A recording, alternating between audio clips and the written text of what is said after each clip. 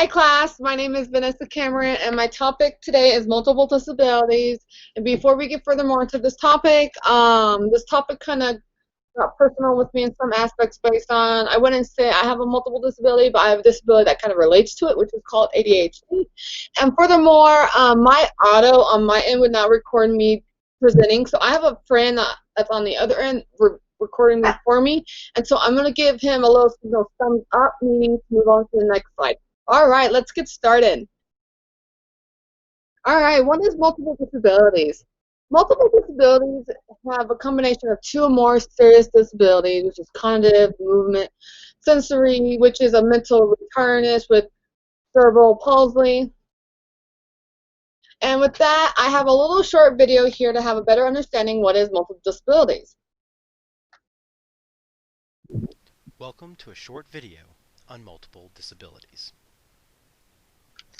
Remember Will, our student with ADHD? Well, Will also happens to have total hearing loss in one ear. This categorizes him as having MD, or multiple disabilities. Whether it's a new emergence or pre-existing condition, he will need to follow the same screening process as before to determine his level of need for his secondary auditory disability.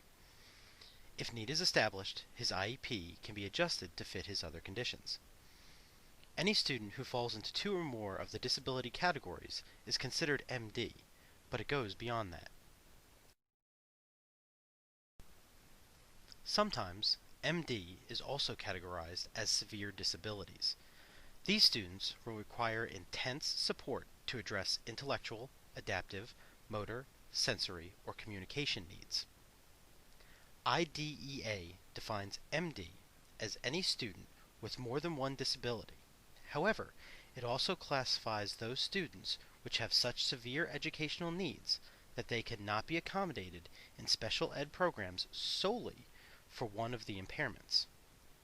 So our friend Will, his secondary auditory condition can be handled through his ADHD IEP without any additional special modifications. So who is classified as MD? Well, approximately 2.1% of students aged 6 through 21 are classified as having MD. Characteristics include need in more than one of the following categories. Intellectual functioning, where the student's IQ is 35 or more points below the norm, which would be 65 or lower. Adaptive skills, which include impairments in conceptual, social, and practical competencies for function in typical community settings. Sensory functioning, including hearing, vision, and a combination of both. Motor development, comprising of significant motor and physical challenges. And communication skills, which may go beyond those with hearing loss and include those with limited or no speech capabilities. Causes of MD are severely varied. However, some form of genetic or birth complications are typically the cause. As for evaluating MD students, the process follows the same course as other disabilities, starting with observation, followed by screenings, preferral, referral, and finally a non-discriminatory evaluation.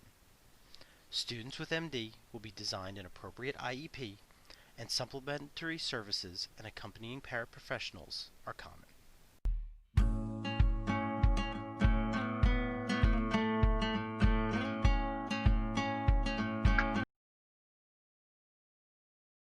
All right, so with that little short story, that little short video, I hope you all get a better understanding what is multiple disabilities.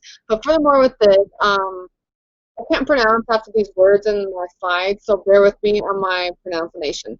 But going back, the causes for multiple disabilities is pretty much a developmental disorder of the brain, and metabolic disorder, and negative prudential and environmental influences, and commensal unabominable.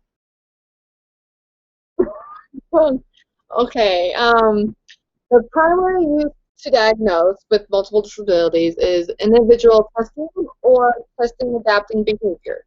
With the early assessment of moving limitation, muscle tone and flexibility, seizures activity, breathing control, sucking and swallowing, and vision and hearing.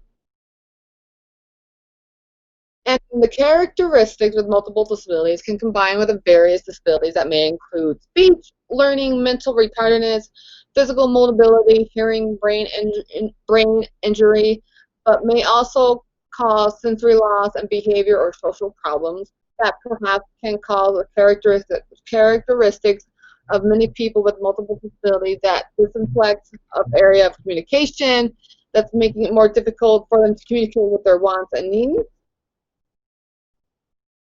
And with this limitation can be devastating to the emotional and internal development of the child that can be addressed through the use of assistive technology or some type of communication system. And did you know there are children ages 3 to 5 that consider to have multiple disabilities when they demonstrate cognitive, physical, sensory impairments, which results in severe delays in development? Children with multiple disabilities with typical shared dyslexics in 5 distinct areas of developmental, which is adaptive skills, motor skills, sensory functions, communication skills, and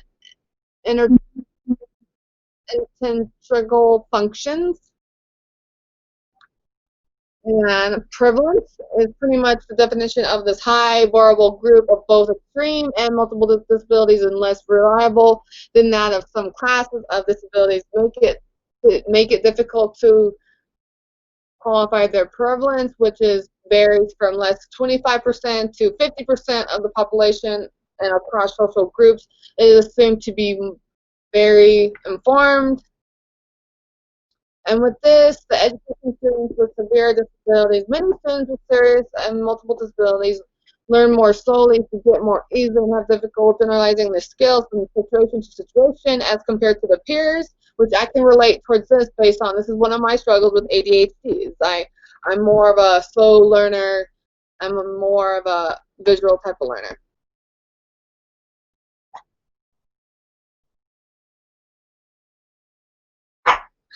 And so with that being said, here are the list of references and resources. I list out 5 sources that might interest you in knowing more about multiple disabilities. But coming from my personal belief, I feel like every child should be recognized with a disability or not, based on you cannot leave a child behind. But I feel like in society nowadays, multiple disabilities is one of the primary disabilities that is not recognizable, which should be more recognizable.